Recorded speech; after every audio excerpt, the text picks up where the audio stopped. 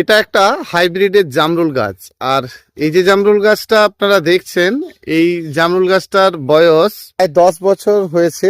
আর এটাতে কিন্তু মনের মতো জামরুলও আছে। এই জামরুলটি সবুজ, মাথাতে লাল, মাথা না নিচের দিকে লাল। এই গাছটিতে অন্তত 10 থেকে 15 হাজার করে ফল হয়। আর এই গাছের ফল আমাদের ভাগ্যে জোটে না, সব বাচ্চা কাচ্চারা তো খেয়ে নেয়। আর এখন যা হনুমানের উপদ্রব সেটা তো জানেন। যেটা বলতে চাইছি যে অসংখ্য জামরুল কিন্তু মাটিতে পড়ে যাচ্ছে। তো এর কারণ জামরুল গাছে যাদের ফুল টুল আসে না, তাদের ঠিক বর্ষার শেষেই মাটিকে এলোমেলো করে বড় বড় করে কুপিয়ে গাছের গোড়ায় মাটি জড়ো করতে হয়। তার কারণ দেখুন, এই গাছটির গোড়াতে কোনো রকম ট্রিটমেন্ট নেই, দেখতেই পাচ্ছেন। আর এর গাছের গোড়াতে যদি মাটিটা এক্সট্রা করে চাপা দেওয়া হতো এবং পরিমাণ মতো ফুল আসার পরে ডুবিয়ে জল দেওয়া হতো, তাহলে সকল ফল কিন্তু থাকতো।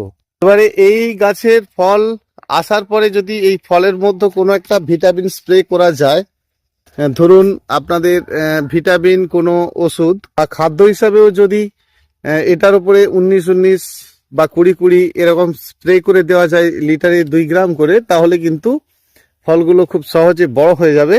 যেটা বলতে চাইছি, জামরুল গাছে এইভাবে ফল এসে যাওয়ার পর ধরুন ফলের সাইজ যখন আপনার ঠিক একটু বড় বড়, মানে এইরকম অবস্থাতে যদি আপনারা কোনো কীটনাশক স্প্রে করে দেন, তাহলে কিন্তু জামরুল তিতো হয়ে যাবে। সেই জন্য বর্ষার পরে এই জামরুল গাছের যে সুমিষ্টতা আসে, যেটা যে জন্য যে গাছের গোড়ার এই মাটিতে একটু সুপার ফসফেট পটাশ দেবেন, তাতে যেটা লাভ হবে, বেশ কিছু গাছের পুরানো পাতা কিন্তু ঝরে যাবে। যেমন অযত্নের কারণে এই গাছের জল টাইমে নেই, খাদ্য নেই, দেখুন গাছটি একেবারে জরাজীর্ণ, পাতা টাতা ঝরে গেছে। অর্থাৎ জামরুলের মধ্যে রৌদ্র পেতে হবে। অনেক বন্ধুরই যেটা হয় যে জামরুল গাছের ভেতর, পাতার ভেতরে জামরুলে ভর্তি, কিন্তু জামরুল ঠিক জলসারে টাইপের লাগছে, জামরুলের যে সুমিষ্টতা সেটা কিন্তু থাকছে না। তার কারণ যে গাছের এত বেশি পাতা চাপ, আর তার পাতা চাপের ফলে ওই জামরুল কিন্তু সুমিষ্টতা আসছে না। এবং ফল আসার পরে বারে বারে কিন্তু কীটনাশক দেওয়া যাবে না। তো কীটনাশক দিতে হলে খুব ছোট্ট অবস্থাতে আপনাদেরকে একবার দিতে হবে, যাতে পোকার উপদ্রব না হয়। সেটাও কিন্তু খুব হালকা করে, ধরুন 2 লিটার জলে যদি আপনারা 1 ml দেন, তাতেই ভালো কাজ হবে।